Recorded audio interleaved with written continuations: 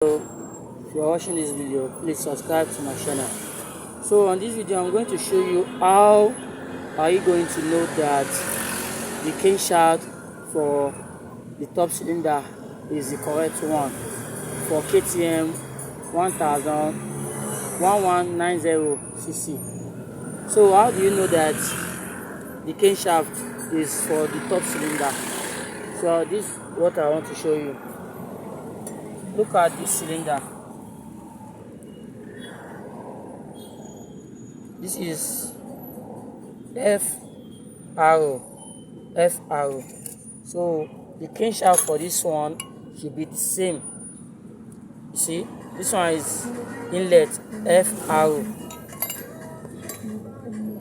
This one is exhaust F arrow. This one stands for this particular top cylinder.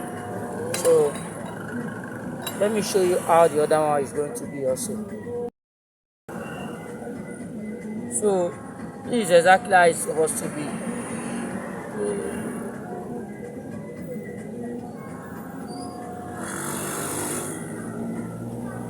Can you see it?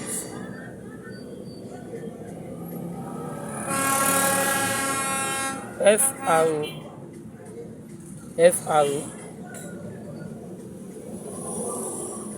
arrow. This is for this particular cylinder.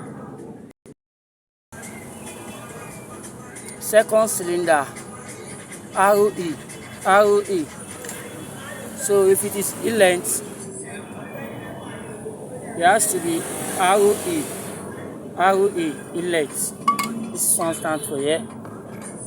Then if it is exhaust,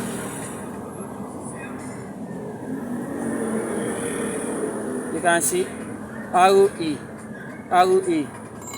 This stands for this. You can see it very well. I don't know if you can see it very well.